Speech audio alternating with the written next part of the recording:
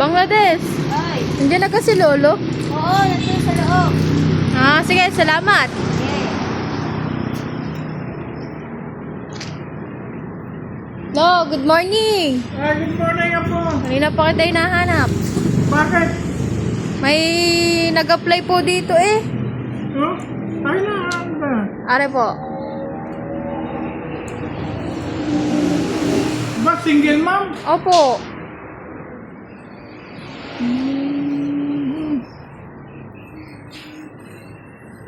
Ay, may isang anak. Opo. Isang anak. Sige. Ayun na rin naman ang ating hinahanap eh. Yung mga single mom kasi pag mga single mom, masisipag magtrabaho yan. Alang kasi sila may anak eh.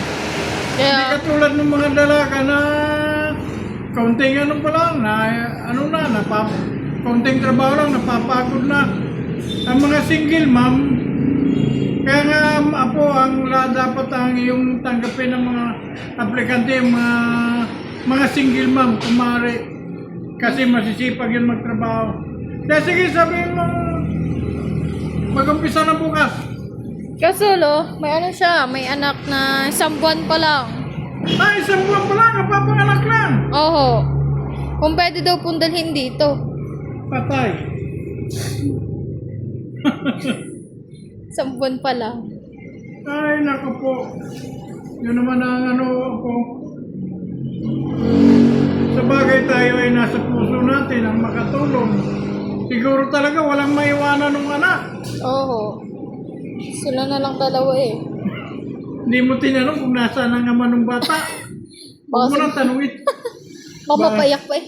Hindi na natin ano yun. Ay, saan nilalagay yung bata dito? 1 buwan pa lang.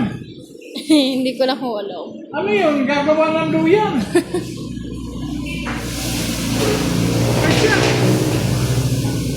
Ano yun? Nasusurin sa kanya yung bata. Pinadedede lang daw ko. Nadidi sa kanya. Bote. Sa buti. Kawawa naman. Kaya sige, papasukin mo. Andin bukas, kung halimbawa dala yung anak at nag-iiyak yung bata, ay tulungan na lang ninyo. Aha. Wala tayong magagawa po, ay iyan ang mga taong kailangan nila ng tulong. Hindi naman natin pwedeng tanungin kung bakit siya ay nasa ng kanyang asawa. Pero sa ngalan na lang ng pagtulong, lalo't gawa nung sanggol, sige, tanggapin mo na rin.